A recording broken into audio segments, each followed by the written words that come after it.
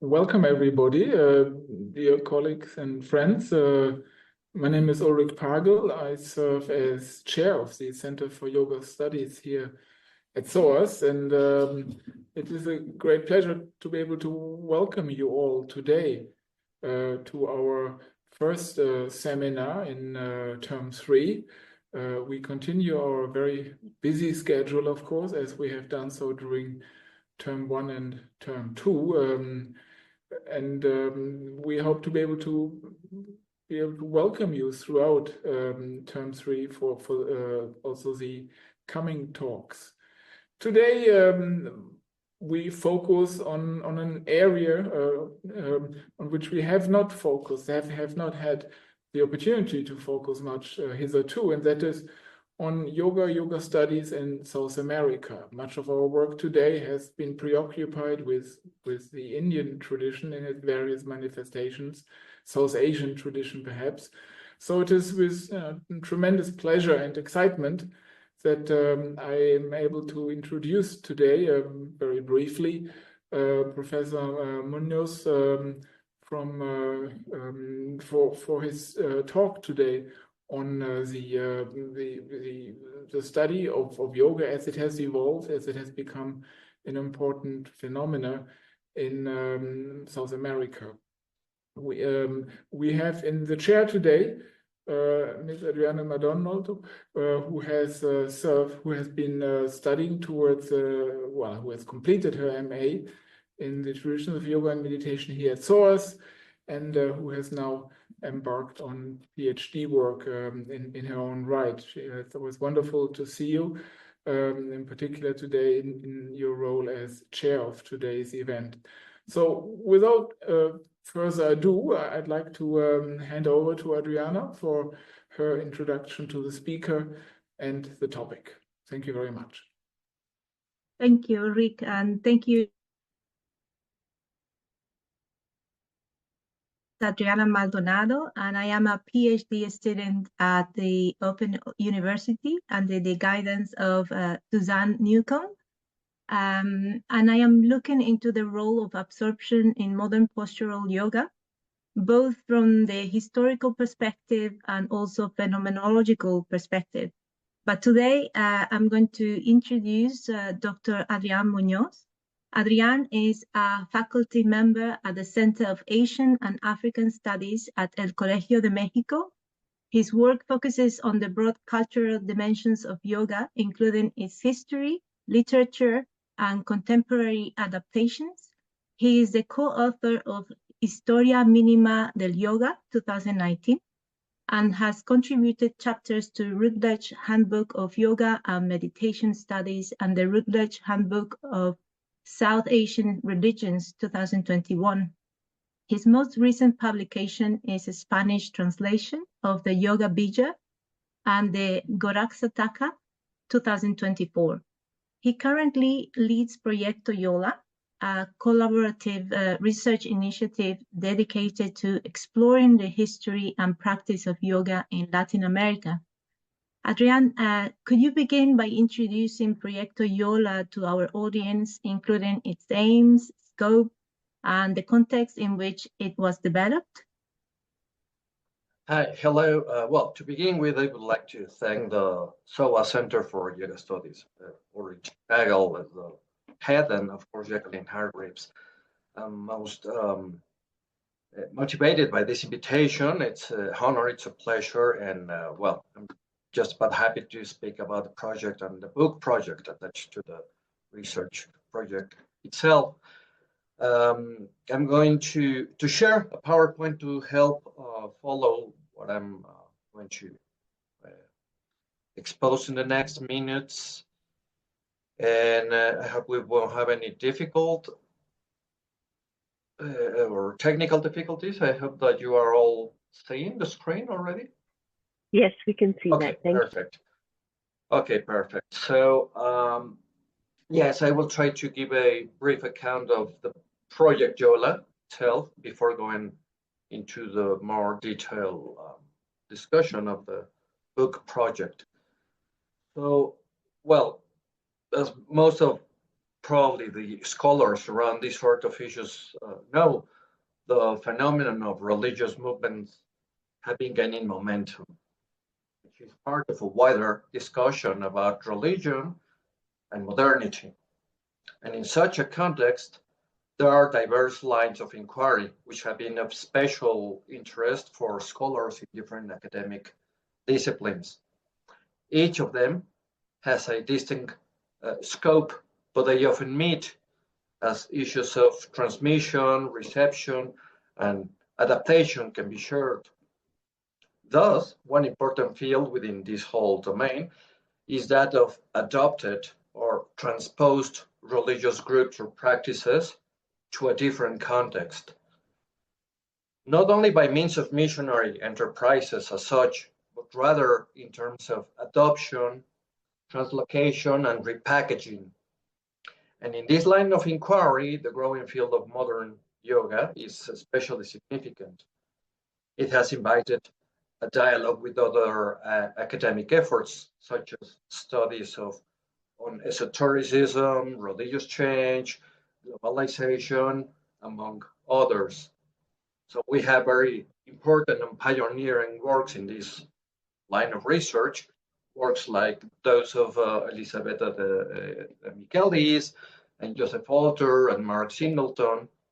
Thanks to their work, we are now better equipped to, for example, understand better how or why are there such discrepancies between the Sanskrit text on yoga and the contemporary practice on the mat, for example.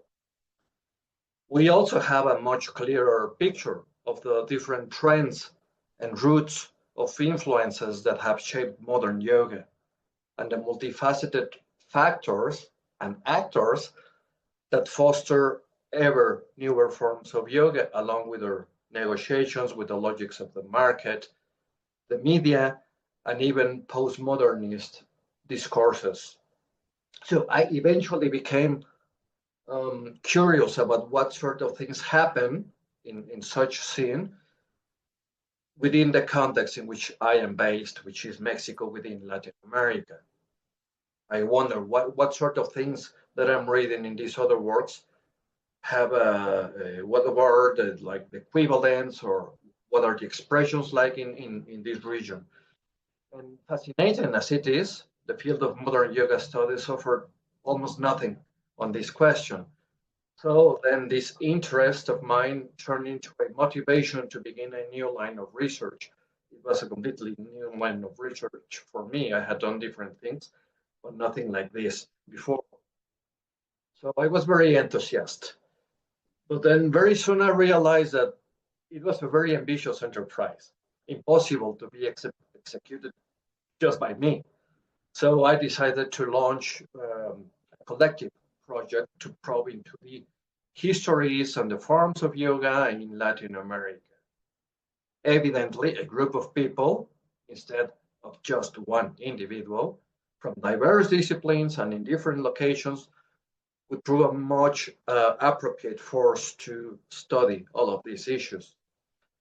So thankfully, now there is this Project Yoga. I envisioned the beginning of the project around 2017 or 2016, more or less.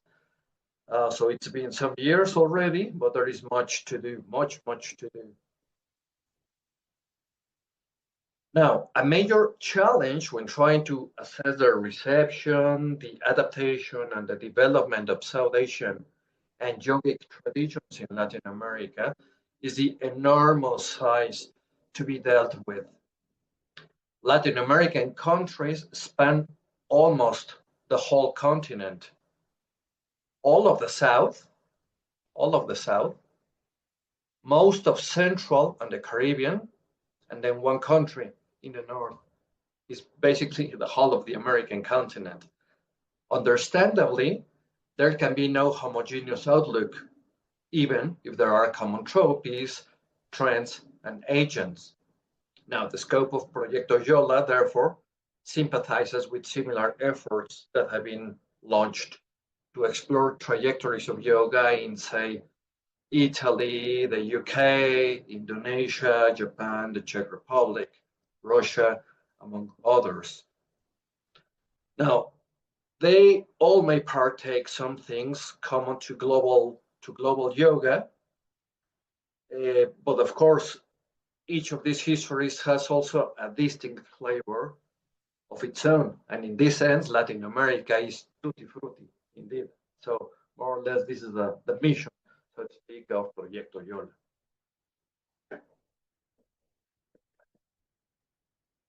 Thank you. And could you share how the idea for the book that you have as a project, and how did it emerge, and who are the key contributors, and what are the main aims of Latināsana, Adrián? Yeah, so with this in mind, eventually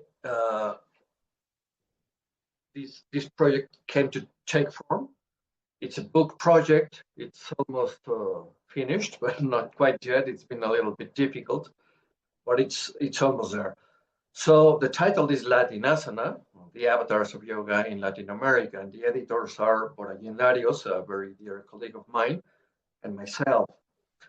It is meant to be published in English and in open access, hopefully sometime later this very same year. So let's cross fingers. Now, let's take into account something that Latin America has played no active role in colonialist projects in Asia. Thus, generally speaking, studies on Asian cultures have been rather scarce or marginal in the academia of this region. And of course, yoga in Latin America is still an understudied field. Understandably, there are no comprehensive monographs or edited volumes so far specifically devoted to this topic. This is going to be the very first one. Now, there have been some products directly or indirectly related to Proyecto Yola, either in the form of talks or conference papers or articles or book chapters, which have been appeared previously, but not as a book, not in book form. Latināsana, the avatars of yoga in Latin America, intends to bring Latin American developments into the international academic discussion of the transnational phenomenon of yoga, bringing together scholars from interdisciplinary research on yoga. This book contributes to the understanding of globalized yoga in granular ways, constituted through transformations and entanglements that follow from contexts and relationships between various agents, concepts, and institutions across the world. So our intervention, we hope, seeks to decenter European and Anglo-Saxon discourses on modern yoga by studying how cultural reproduction and innovation results in the creation of new transnational cultures in this neglected but very vast region. Now, given the geographical and historical scope of Latin America, the number of chapters in the book no doubt would have rocketed. Whereas there are significant cases that are not included in the book, we the editors believe that this collection of essays is a solid gathering of compelling and interesting cases of yogic transmission and adaptation. We hope that this assembly of collaborations will contribute to rethink theoretical paradigms for studying modern yoga in the global landscape. Now, the bulk of the content of Latināsana comes from an academic meeting. In September of 2022, Proyecto Yola organized a first symposium in Mexico City, and we received colleagues from Argentina, Brazil, Chile, France, Mexico, Spain, and the United States. The event hosted 11 papers, which received the expert and invaluable feedback from Amanda Lucia, who was very, very kind to accept our invitation. Now, many of the chapters in the book are expanded versions of those papers. Plus, the editors have included some more contributions that were not originally part of the 2022 symposium. Apart from that symposium, other papers related to the project have been delivered in other academic scenarios, such as a European Conference on South Asian Studies in 2018, the Latin American Association of Asian and African Studies, also in 2018, the International Convention of Asian Scholars, and the Western Conference of the Association of Asian Studies, both in 2019, and the 2022 and 2024 editions of the Yoga Sadhana, Yoga Darshana Conference. Now, as a whole, the volume discusses specific examples of how yoga was received, dealt with, and packaged in different times in specific countries. But it also touches upon crucial agents such as the Gran Fraternidad Universal or Great Universal Brotherhood, who worked across boundaries and still does. So maybe we can think that the volume as a whole is led by three key lines of research. On the one hand, we have the early receptions or some cases of early receptions. Most of the times, these early receptions were linked, associated, or influenced by some form of esoteric thought. I'm not going to go into detail about esotericism and occultism and these very lofty categories. But this is the case. Most of these early receptions were tied to either theosophy or spiritualism or occultism and magic and so forth and so forth. A second line is that of innovations and adaptations. This is one of the probably more important lines of research of the project, at least as I see it, because in this case we can see how Latin Americans specifically these forms of modern yoga become. Evidently, they have to adapt to the new context, but sometimes in this adaptation, it becomes more or less different and distinct from other similar forms of modern yoga. In this adaptations and innovations, sometimes you can see the combination with elements from, the religious local landscape. Sometimes Christianity, but sometimes also indigenous practices. And the third line of research is contemporary practice, of course. We have at least 3 chapters that pay attention to this. And they also pay a lot of attention to the experience of the practitioners. So not all of the chapters are history or textual based. Some of them are drawn or guided by sociological and anthropological insight as well. Now, significantly, some of the chapters show in the book the mediation, translation, and influence of intellectual elites were initially, at least in the first decades of the 20th century, they were more attuned to Francophone networks, more to Francophone networks than the traditional Anglophone ones. And these, sympathies, Francophile sympathies, have been instrumental in shaping narratives of yoga and spirituality across Latin America, north to south. There is obviously, as I've already pointed out, a palpable presence of religious modernity tinged with esoteric and proto-New Age sensibilities and ideas.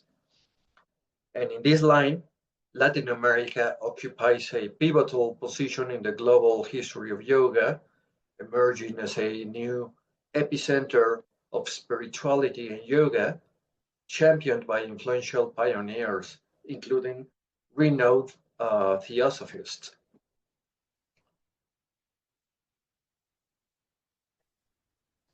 Now, most of the chapters deal with basically these specific cases of study or cases of study which are located in these countries, mainly Argentina, Bolivia, Brazil, Chile, and Mexico, although there is an instance in which Uruguay is mentioned as well. and also a couple of agents or groups that cross boundaries and are operative in more than one country, in several countries, as a matter of fact. But most of the cases are located in just these countries. So, of course, the book is not absolutely comprehensive. No, we need more human resources in order to cover more countries.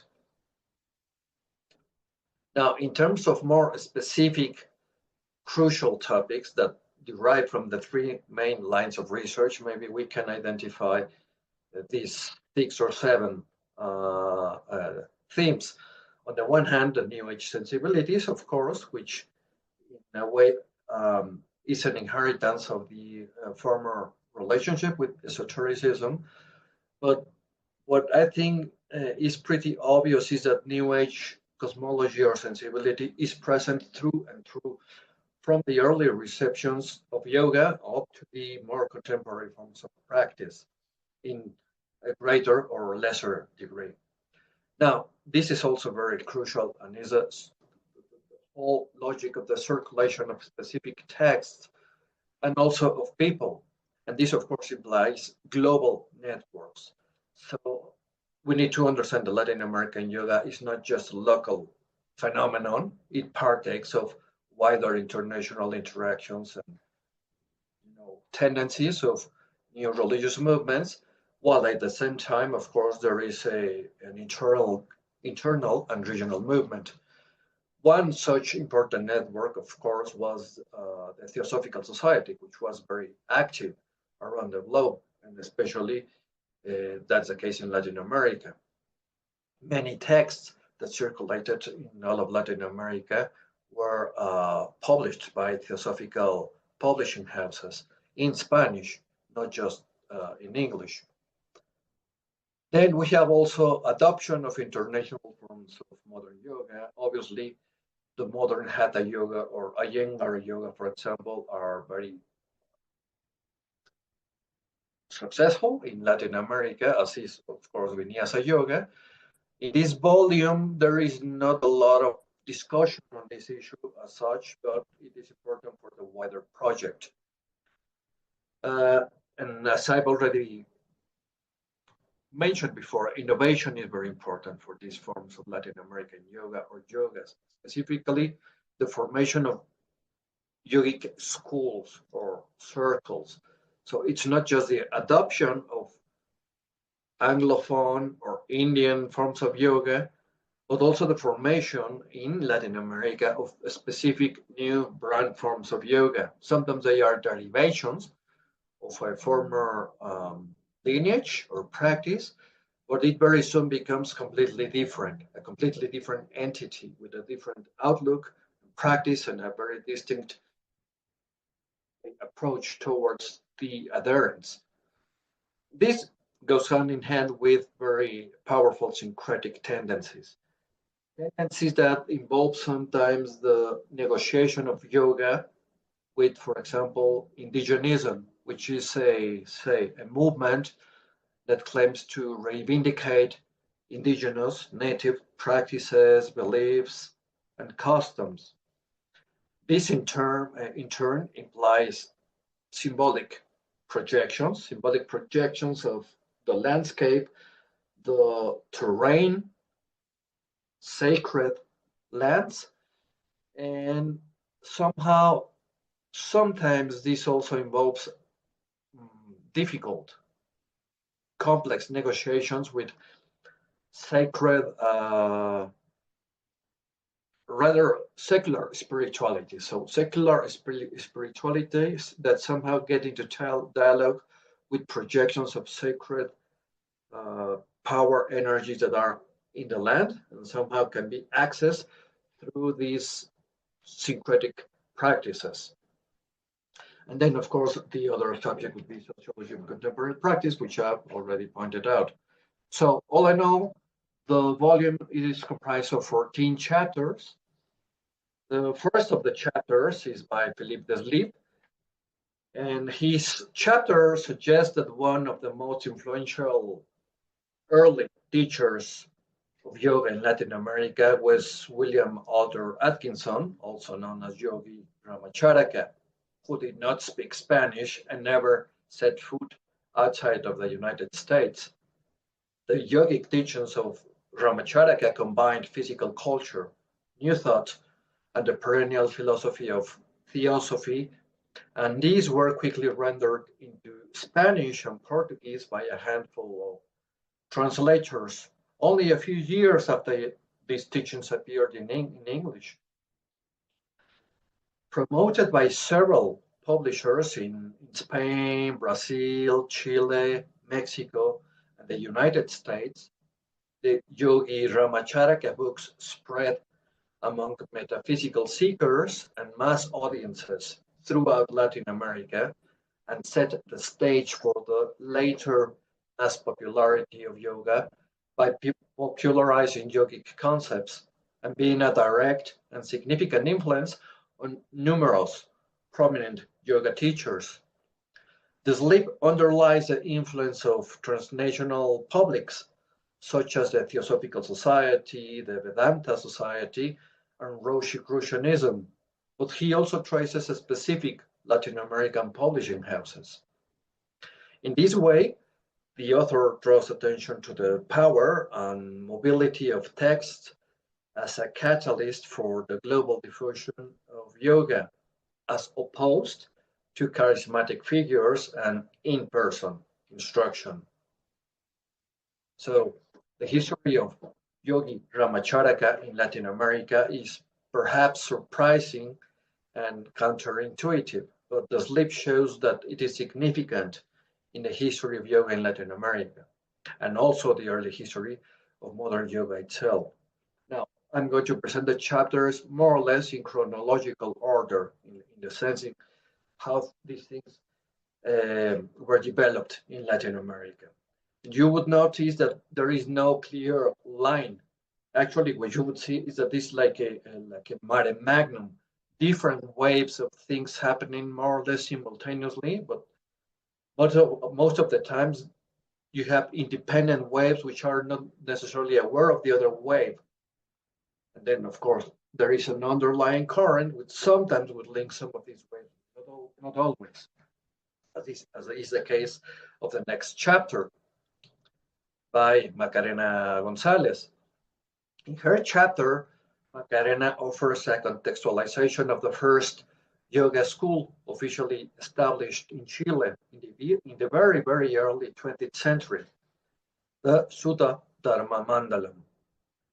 Her study relies on different sources, such as the literature of the school and its original Indian context, newspaper reports on the early years of the Sutta Dharma Mandalam, and interviews with current members of the school, especially between 1917 and 1937. The Sutta Dharma Mandala is a school of yoga born in India that teaches meditative practice and a model of social behavior based on the teachings of a particular version of the Bhagavad Gita. The Sutta Dharma Mandalam became known in 1915 from a series of articles published in the Theosophist, where the school defined itself as an esoteric organization of India.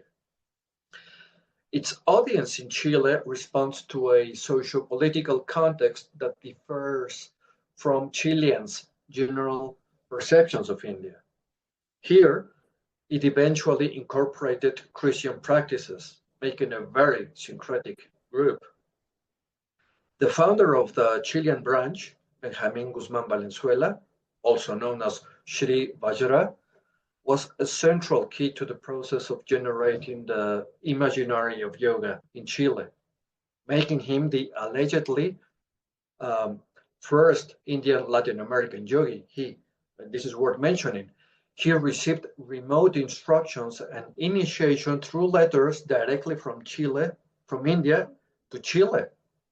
So his case is of special interest since his epistolary relationship with India involves dialogues among the global South without any European intermediaries. The next chapter by myself examines the unforeseen visit in Mexico of the celebrated Swami Paramahamsa Yogananda in 1929. A key concern in this chapter is to revisit and question standard understandings of Orientalist projections, usually taken for granted and conceived as unidirectional. This discussion implies unraveling the intellectual scenario in Mexico at around the 1950s, as well as the country's place in the global imagery. Especially important for the chapter is to review Mexico's understanding of India and the Orient by this time. But specifically, the article construes Yogananda's trip in the light of global Asia, so as to understand what flow of ideas were instrumental in the yogi's decision to come to Latin America and to Mexico in particular. The paper shows that in complex ways, Yogananda felt both at home and in an alien land while in Mexico, and he projected onto the Mexican landscape his notions about spirituality and mystical experience, all of which, of course, had already been influenced by his move to the West. He came to Mexico from Los Angeles. His prejudices and orientalizing attitudes, even if deprived of malice, were also very importantly conditioned by romanticized depictions of ancestral wisdom by enthusiasts such as the Theosophists. Yogananda's orientalization of Mexico does not imply sexualization, as was typical of, for example, the European representations of the Middle East.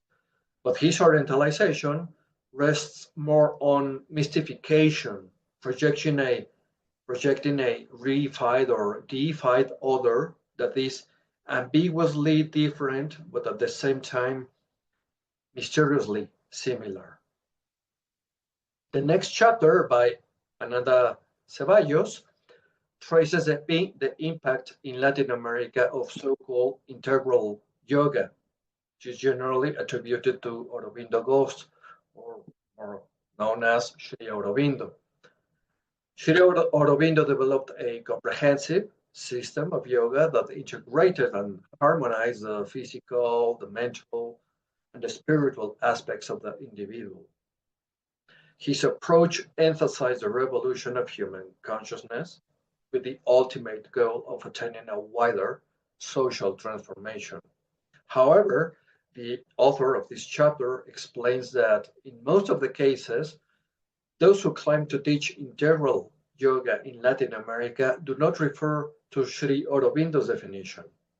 They most commonly claim affiliation to another emblematic figure, lesser known than Sri Aurobindo, namely César de la Rosa Vendillo, alias Swami Asuri Kapila, who died in 1955. Asuri Kapila is credited as having introduced this form of yoga in Latin America around the 1930s, 1940s. He created an early school in 1932. By centering this paper on the personality of De La Rosa and the concept of integral yoga that he developed, and whose role was pivotal in shaping the stream of modern yoga, especially strong in Uruguay and Argentina, this chapter contributes to a deeper understanding of the multidirectional and sometimes inverse networks through which yoga circulated in the early 20th century around the globe. The legacy of Swami Asuri Kapila and his integral yoga has had a profound and lasting impact on the yoga landscape in South America. Rooted in a blend of Francophile Orientalist influences, his vision of yoga was not merely a spiritual pursuit, but also an intellectual and cultural movement that bridged the gap between India, Europe, and Latin America. Thus, this study sheds light on the diffusion of integral yoga in Latin America by following Asura Kapila's biography and the esoteric intellectual circles in which he evolved. Then we have a chapter by Pamela Siegel, who is based in Brazil. Her chapter is meant to discuss the forms of yoga's production, consumption, identity, and cultural regulation within the framework of cultural studies in Latin America, and also has the purpose of to examine the syncretic influence of esotericism and pre-Hispanic customs on yoga. Specifically, the paper is based on the yogic lineage founded by a Frenchman, Serge Renaud de la Ferrière, a lineage which was established in Venezuela in 1948, and which then spread out to most Latin American countries and became a strong yogic and New Age reference from the 1960s onwards. In his works, de la Ferrière highlights the importance of South America as a new creep of spiritual force for the New Age.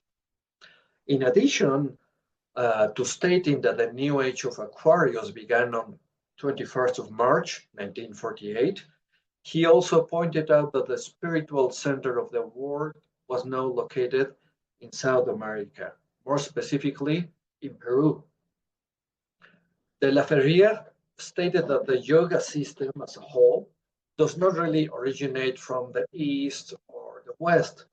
Rather, it has been espoused by all the ancient esoteric traditions of the world, whether in the American continent, Africa, or Australia. For de la Ferrière, yoga was inextricably intertwined with esotericism, the Tao, and the Kabbalah, all of which account for an initiatic tradition at whose center lies the yuk, that is the total unitarian identification of self.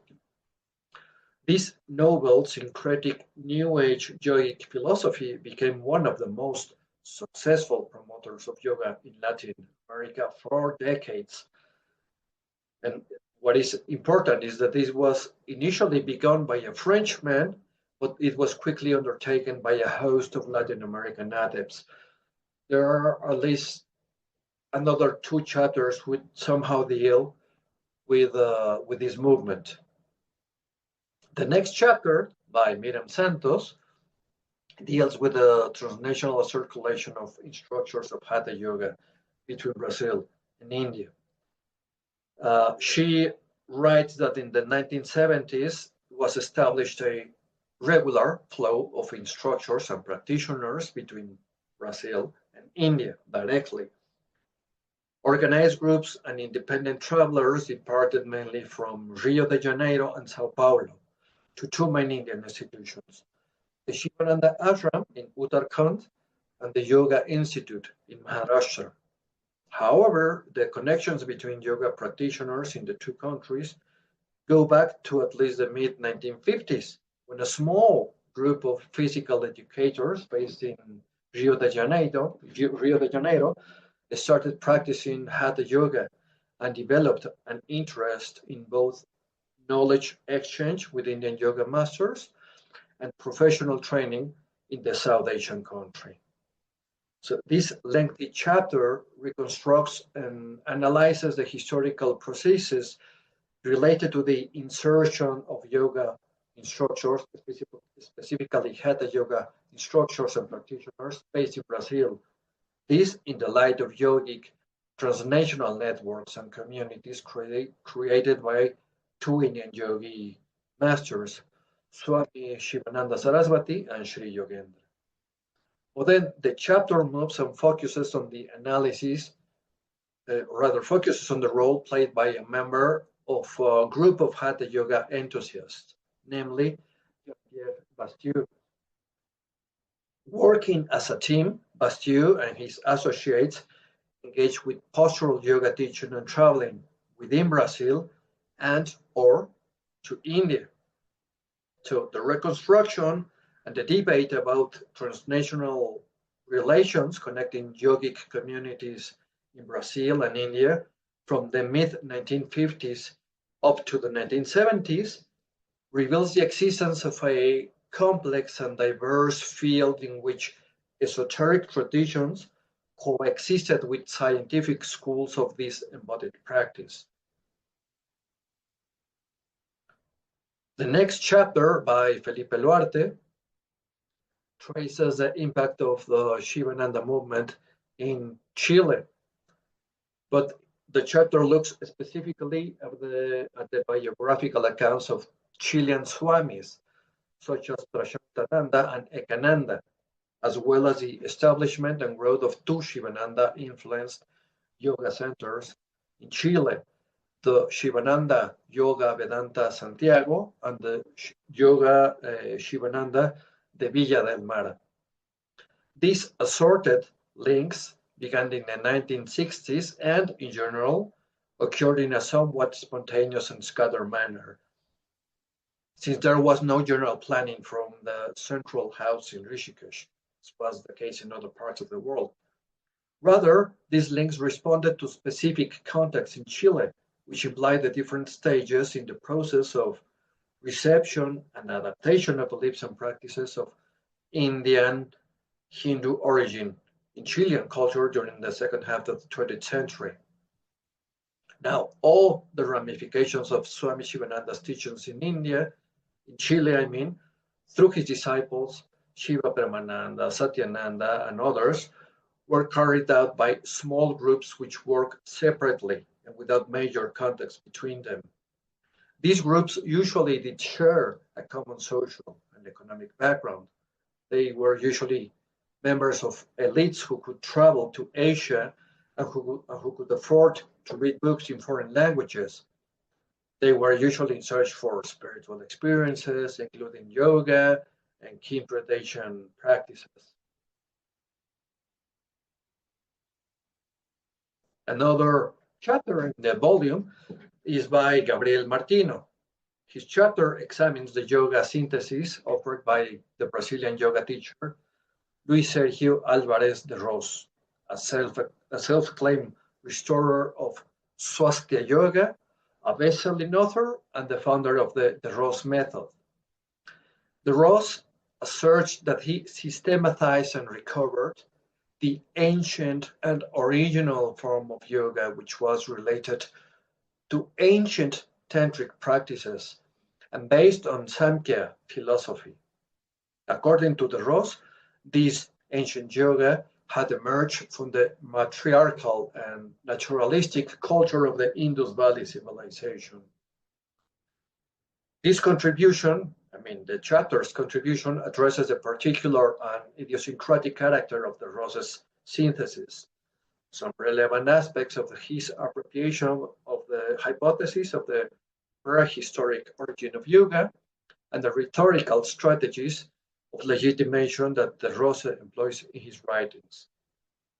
Now, De Rosa recognized his early engagement with esoteric trends, and he also narrated the various trips he made to India from the 1970s onwards, where he met several enlightened saints. He practiced yoga on the margins of on the banks of the Ganges River, and he meditated on the Himalaya. De Rosa calls his system Swastika Yoga, which he says is the product of his own experiences, insights, and recollections caused by the intense practice of yogic techniques, as well as his attempt to systematize, codify, and organize what the whole trajectory of his yogic career has taught him. He insists on the uniqueness of the yogic culture he promotes and of the key role that he himself has played in making this yoga available to the world at large. And this implied a 4-decade struggle with the other main yogic tendencies in Brazil. Now, De Rosa's reinstauration of what he conceives as the uniquely correct and original lineage of yoga has gone hand in hand with a notable effort to institutionalize, promote legislation for, and regulate the practice of yoga in general, and of his own brand in particular. Then Rafael Wa presents a chapter in which he looks at so-called Loconath yoga in Chile. This form of yoga has been taking place under the guidance of an Indian teacher called Yogi Tonmoy. Now, this label, Loconath yoga, emerged outside of India as a label only in the early years of the 21st century. This new yoga brand refers to the teachings of a 19th century Bengali saint, which went by the name of Lokanatha Brahmachari. He died in 1890, and his cult has dramatically expanded since the 1980s, giving birth to many temples and missions in South Asia and abroad. Drawing on fieldwork in these places, a study of the vernacular literature available on the saint's biography, and the online data available on the founders of Lokanatha Yoga, this chapter unravels the specificity of this method and the historical and the social logics at stake behind its emergence in Chile.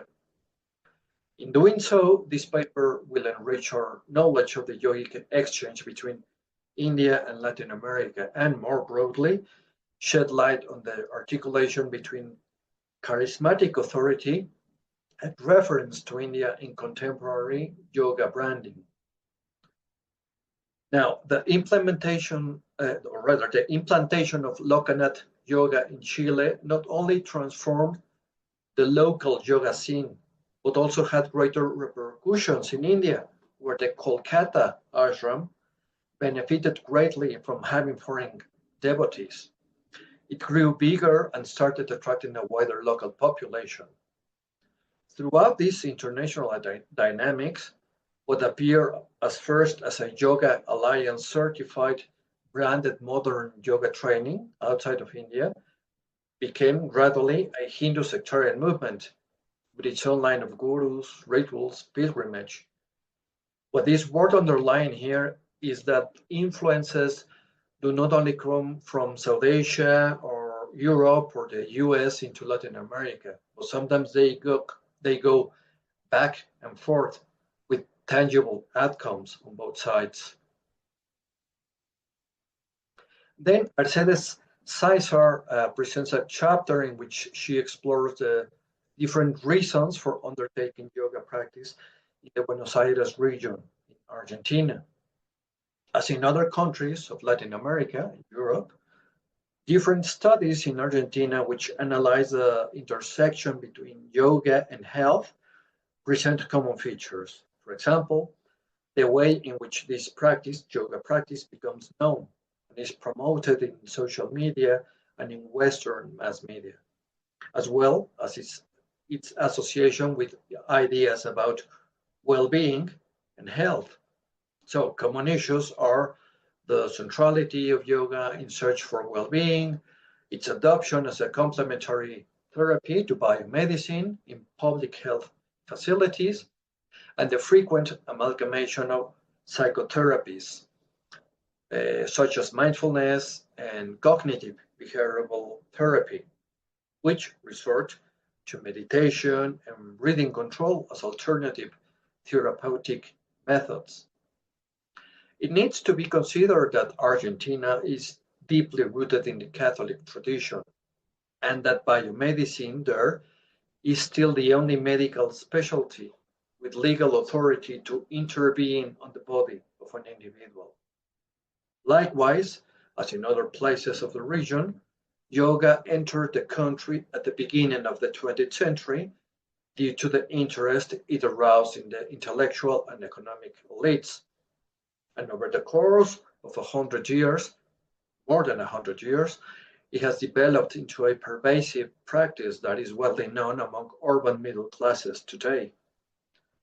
The chapter decidedly considers the practitioner's supporters' perspective, considering also the massification and popularization of the practice within the context of a larger phenomenon, namely the emergence of individualistic paradigms that encourage health and well-being as an imperative in terms of individual responsibility, under which the accountability over one's health has moved from the public sphere to the individual sphere, changing the configuration of subjectivities. Now, in a similar vein, the next chapter by Victoria Ders proposes a close insight into the current practice of yoga in Argentina, primarily Buenos Aires City. This from a sociological perspective. In particular, it stresses the role of bodies and emotions in yoga practice by referring to the notion of politics of sensibilities in relation to the lived experience, understood from a phenomenological sense. The author points out that in the 1990s, there was a change in the role and place of the bodies and emotions as seen in some embodied practices, but also from some academic disciplines. Thus, the chapter seeks to unravel what has been happening in the first 2 decades of the 21st century. As a social practice, yoga in contemporary society is part of the wide market of training techniques. It is strongly influenced by social media and also becomes an active signifier of diverse subjectivities and identities within the community of practitioners. Accordingly, a politics of the bodies and emotions will always further imply a politics of sensibilities, because the latter rules the ways in which people experience the states of feeling within the body and feeling the world. Understanding these changing states is still a vital challenge, says the author. An important question is how this phenomenon be understood in the Latin American context. Do embodied forms of yoga practice differ from those in, say, South Asia, the UK, or Canada? To answer these questions, the author urges to pay attention to a set of social practices that tend to the production, dealing with, and reproduction of the horizons of actions, dispositions, and cognition that make up a whole set of postural practice. Then, Borayin Larios, the co-editor of the volume, presents a chapter whose main contribution is the analysis of mantra practices in modern spirituality, and it looks at the Mexican case of yogism. Yogism is an understudied yet very influential movement in Latin America. It is based on the yogic teachings of the French thinker de la Ferrière, the founder of the Gran Fraternidad Universal in 1948 in Venezuela, which is a topic dealt with by a previous contribution in this volume. At the change of the 20th century, the Great Universal Brotherhood became an active force in the countercultural spiritual movement with elements of ecology, vegetarianism, and alternative health therapeutics that continued to be promoted by New Age followers in various Latin American countries.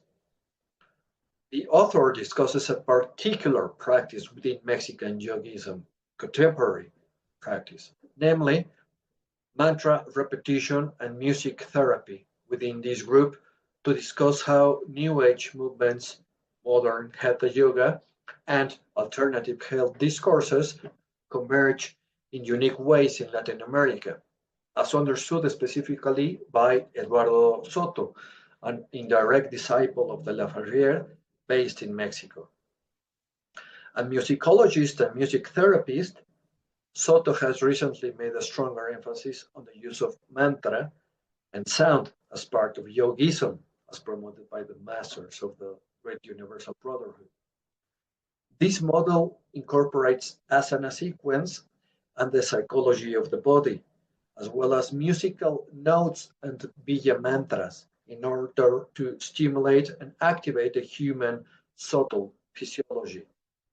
The sequence has the purpose of tuning the body as a musical instrument, an instrument which can be attuned to its hidden sacred sonority, with a view to attain the voice and the reintegration of our personal, spiritual, transcendental sound.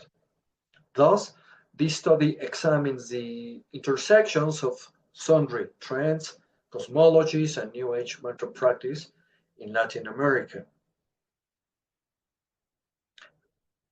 Then Roberto Garcia explores the experiences of a small group of Mexican Buddhist practitioners who engage in hybrid practices of yoga and Buddhism. This group is established in a trendy neighborhood in Mexico City. Now, more specifically, the paper investigates how these practitioners construct a hybrid practice mixing yogic and Buddhist elements, and how they negotiate their identities as modern eclectic Buddhists who hold yoga as a core element of their physical and spiritual well-being, sometimes even going against the expectations that traditional Buddhists have of them. The study is based on interviews with Mexican Buddhist practitioners who have integrated postural yogic elements into their Buddhist practices.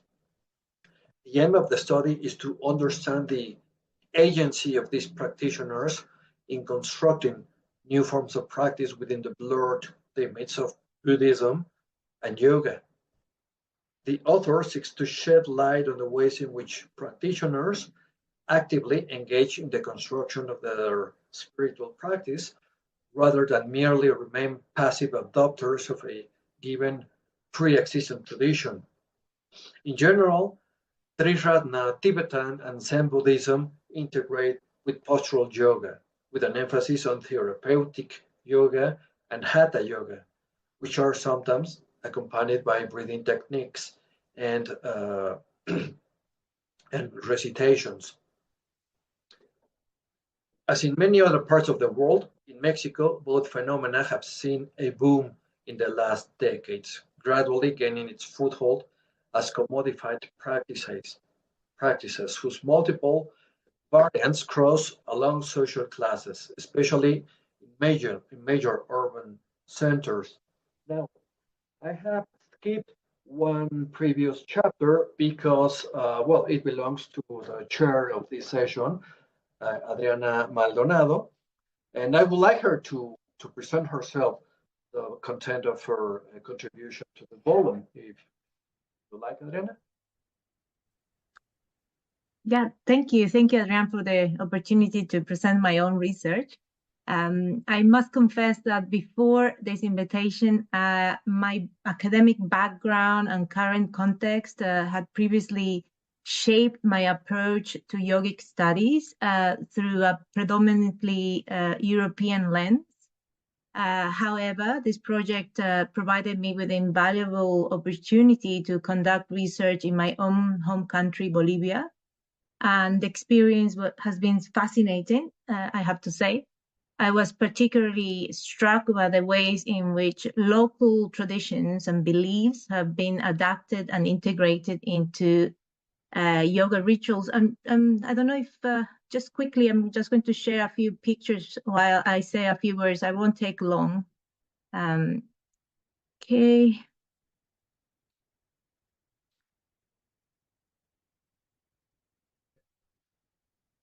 Right.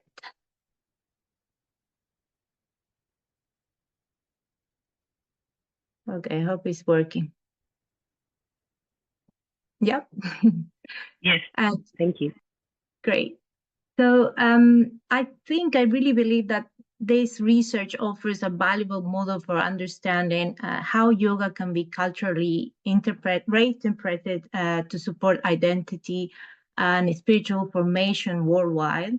So bringing this lens from Latin America has a massive value for yoga studies.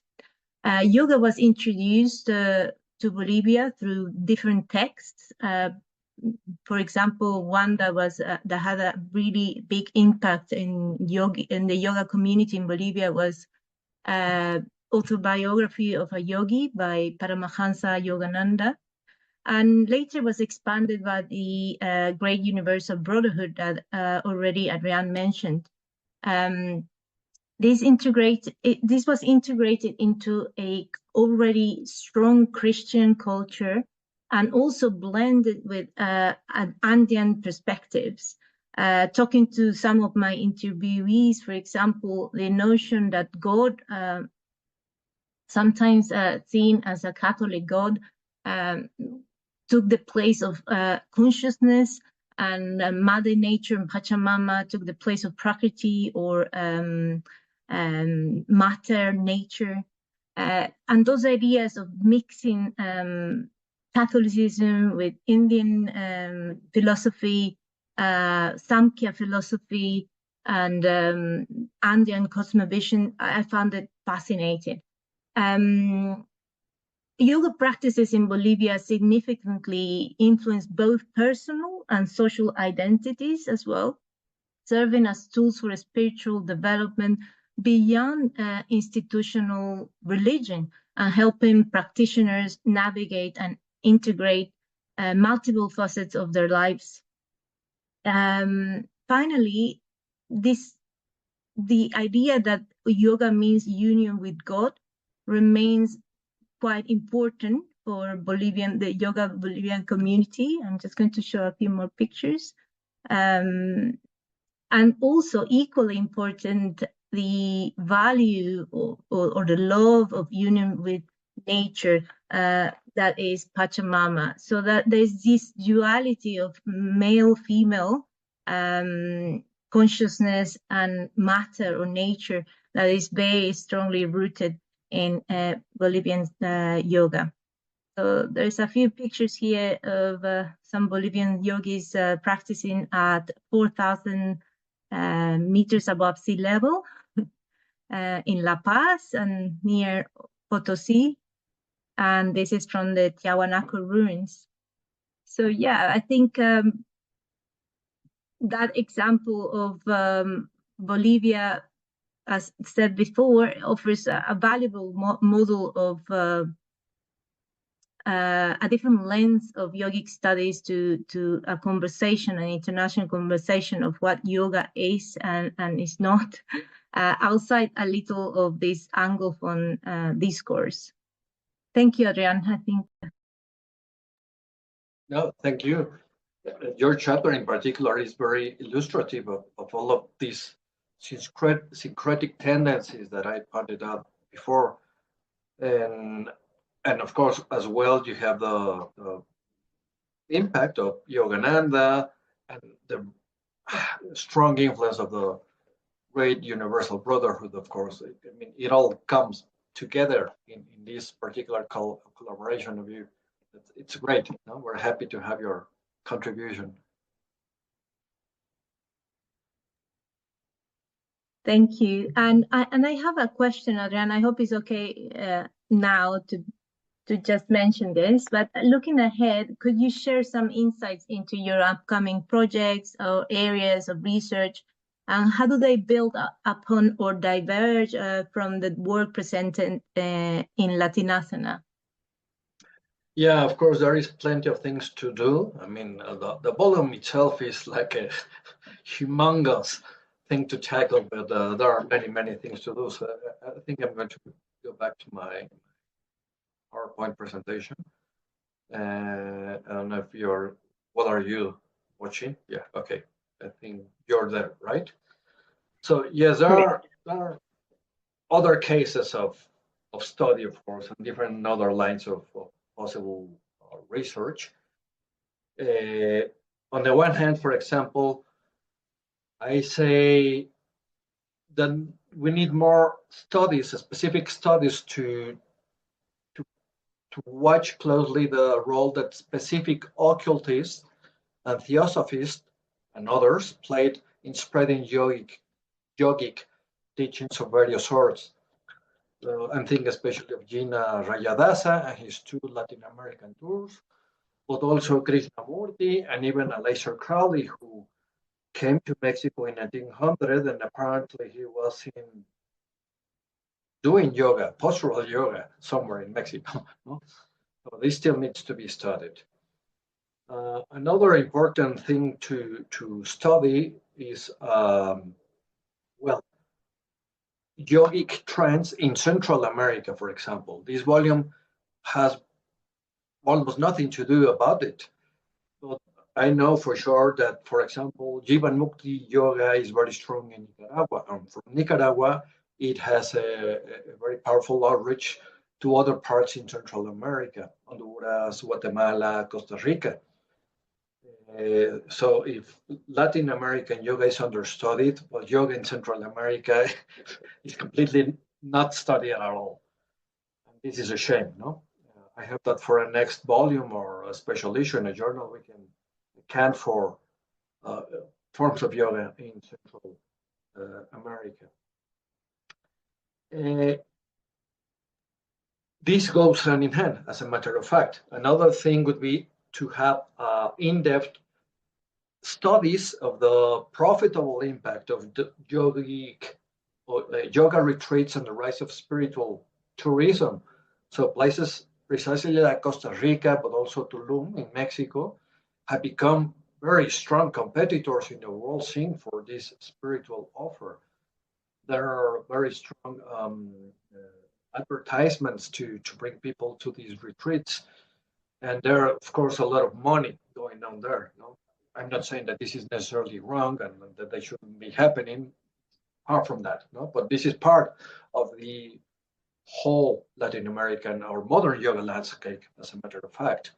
This is part of a global market. And I think we should account for this. Still, more work has to be done on the nuances and shapes of indigenous yoga, such as the so-called Quinan and Mayan yogas, which are, well, these forms of yoga completely developed in different places in Latin America. Mexico is one of them. So the interesting thing would be to understand how were they fashioned, who are the main adherents to such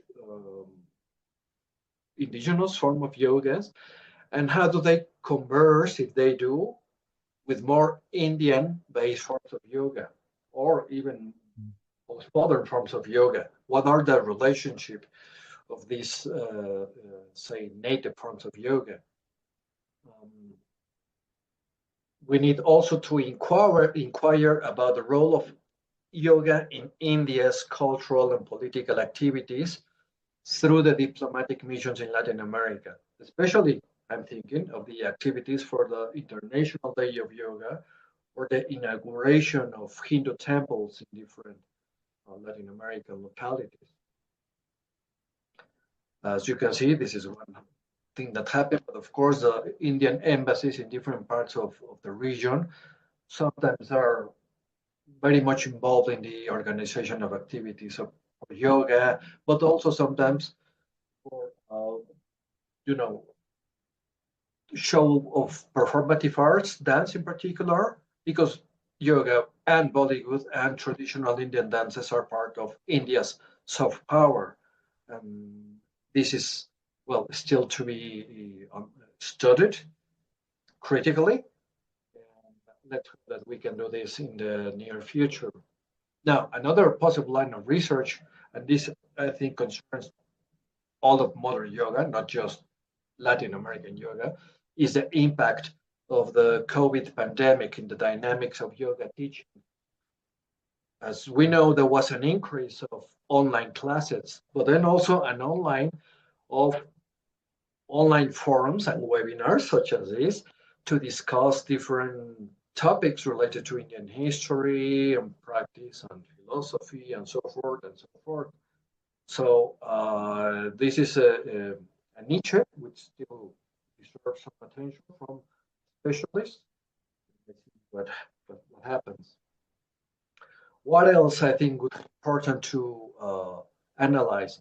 Well, I think it would be interesting to scrutinize the dynamics of yoga institutions and organizations in Latin America, both locally and regionally. So scrutinize what's the nature of these various certifications, do they collaborate, what are the controversies among some of these federations and associations and so forth, because there are plenty of these associations. You have here only 6, but these are numberless. It's legion, literally. But of course, Professor Muñoz, I fear we probably should yes, give the floor now to questions. This is actually the last slide. Oh, is it? Okay. Yeah, this is actually the last one. This is a concern with the modernist, rather postmodernist drives, which are becoming more and more palpable in some yoga teachers and circles. So you can see that sometimes instructors and yoga schools claim to overrun authoritarian dynamics and oppressive behaviors, both on and off the yoga mat. But sometimes this seems at odds when they claim to, at the same time, preserve some pure original spirit of yoga. So something is at stake there, and we can probably profit if we go more into detail into these sort of possible lines of research. So yes, now I finished. Thank you. That was hilarious, the last one. Thank you, Adrián. We don't have any questions, so just a reminder that you can use the Q&A box at the bottom to place your questions. But perhaps Professor Patel or Jackie have a question? Yeah, Jackie has a question. Yeah, thank you, Adrián and Adriana. Thank you so much for presenting this fascinating area of research, which, as you mentioned, is very under-researched and is opening a new world to those who have studied contemporary and pre-modern yoga. I did have a question about the volume, like going through all the chapters, which are absolutely fascinating formation of the inception history of these Indian forms of yoga into Latin America. I wonder whether you understand or have an idea of whether it has gone through a change where we're seeing now, when I looked at all of the chapters, they're almost all male teachers that have taken the inception into Latin America. But then when we look at contemporary forms, it's obviously been adopted by a large female community. Is that the same in Latin America? That's the first question. And then secondly, why do you see that change? Do you understand what causes that in Latin America specifically? Yeah, thank you, Jackie, for your question, or a couple of questions. Yeah, as a matter of fact, it happens the same. If you look at the actual practice in contemporary Latin America, yoga is mostly done by females.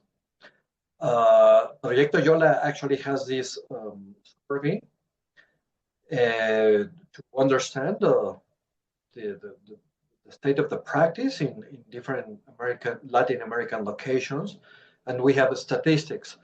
And it's, I think, about 60-something% of female practitioners of different forms of yoga in Latin America.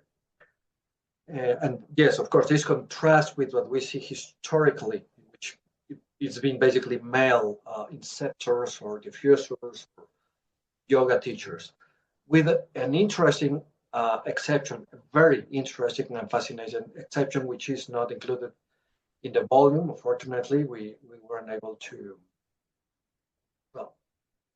get a collaboration on this, but is the figure of Indra Devi. I mean, the direct disciple of Krishnamacharya. She became a huge, very influential, important yoga teacher in Argentina and Uruguay, as a matter of fact. But also, she was important for other parts of Latin America because she traveled a lot. I mean, all of her life. Her whole life is a travel. Nobody should write a novel.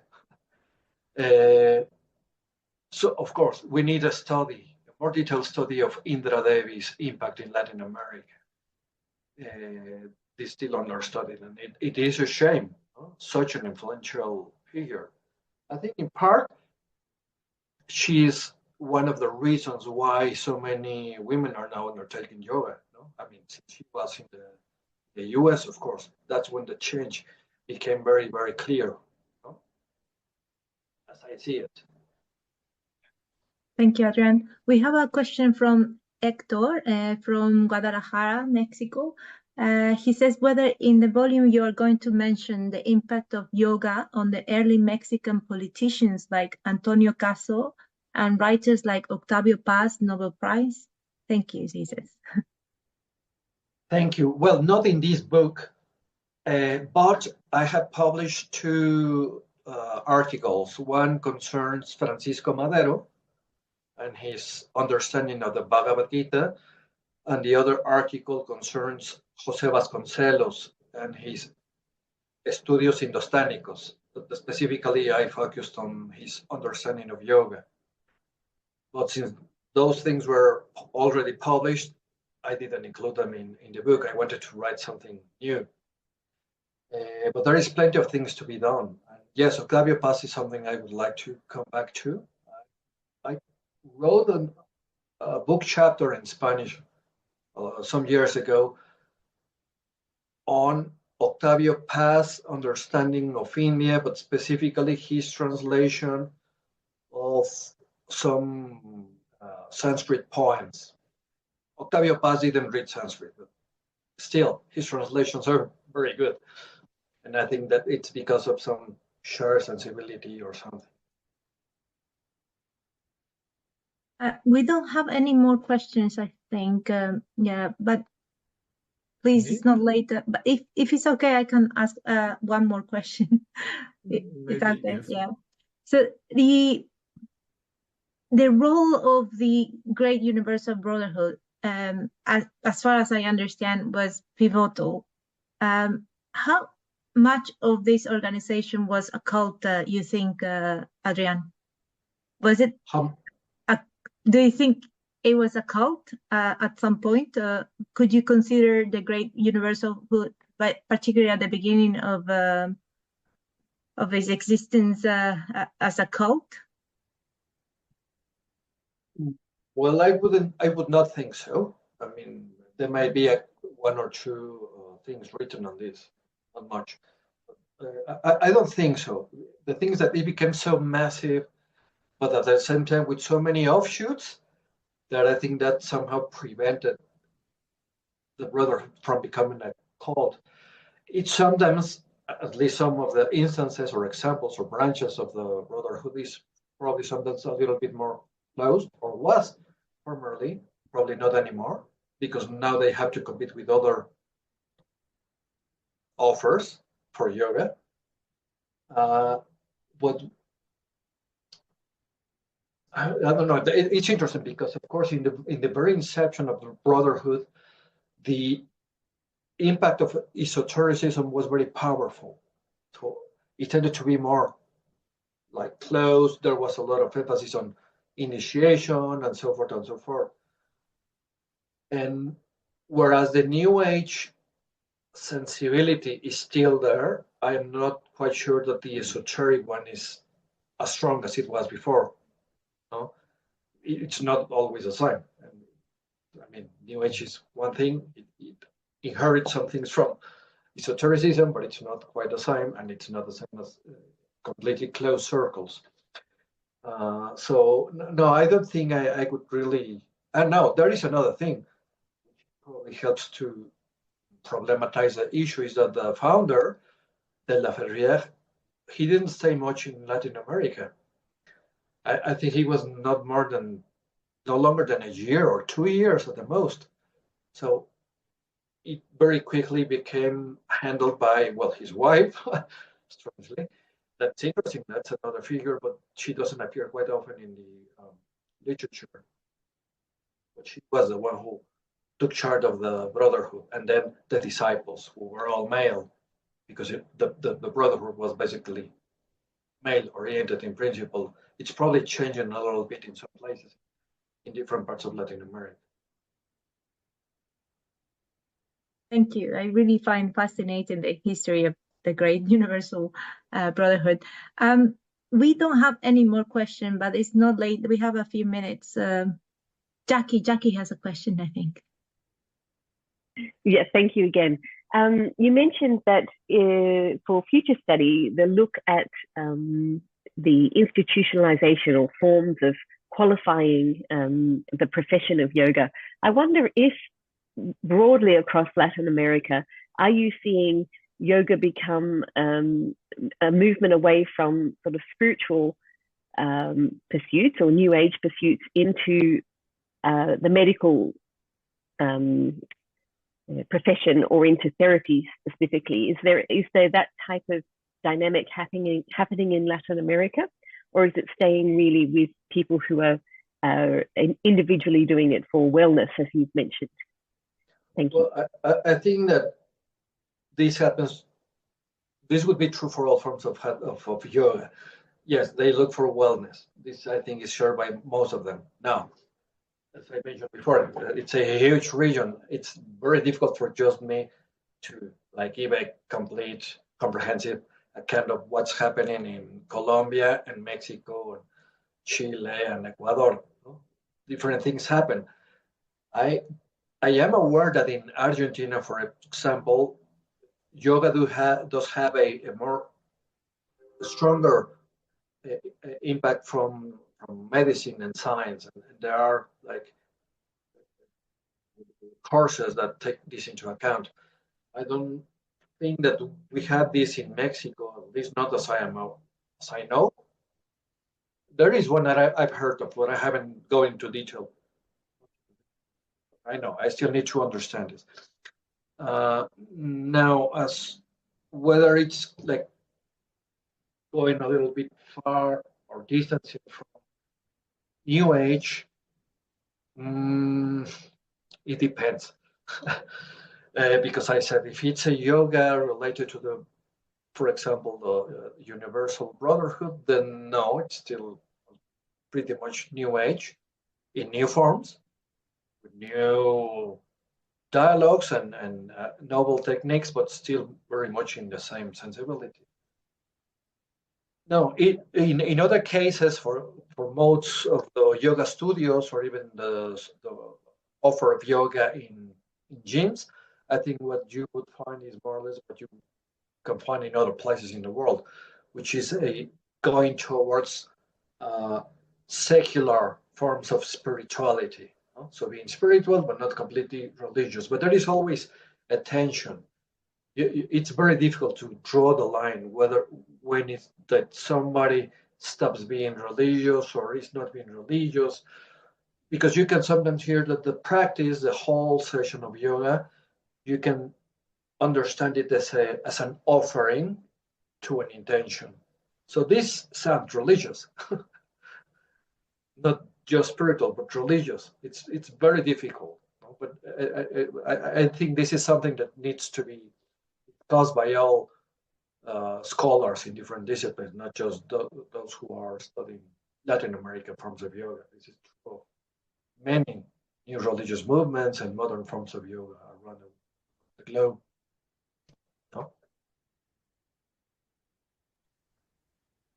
Indeed, thank you. Thank you. Well, thank you, Professor Muñoz, and it remains me as chair of the Center of Yoga Studies here at SOAS to thank you for your magistral mapping of the contours of yoga practice in Central Asia. I mean, yoga clearly is a global phenomenon, and it was very interesting, it was very fascinating, in fact, to hear of the specific features of the developments of what promotes, what drives yoga practice in South America. It's of course a huge place, many different countries, many different traditions brought together. So it was a tremendous privilege to be able to listen to all those developments, in a sketch over the last hour and a half or so. And I would like to thank you very warmly on behalf of the management team here at SOAS, but no doubt also of our global audience today, to have been able to share in that opportunity. Jackie, as always, I'd like to thank you for managing, for preparing this talk. And Adriana, thank you so much for being available to chair today's event. Jackie, do you have some closing remarks about the recording of this talk, or is there nothing else that we need to communicate at this stage? Just to let you know, yes, we hope it has been recorded, and with submission of the speakers, we will make that available within 72 hours. And just to highlight that our upcoming event will be another online webinar, this time with alumni, SOAS alumni Lucy May Constantini, who's now a postdoc on the Mantra project, and she will be presenting her doctoral research, which is looking for things that are not visible, the inner body in motion in Southern Indian martial art, Kalari Payatu. Thank you all. Thank you, Jackie, again. Then goodbye from London, and we look forward maybe to learn about your future work again through a talk at the Center of Yoga Studies here at SOAS. Thank you for the invitation. Thank you for the participation, and well, Namaste. Be well. Bye-bye.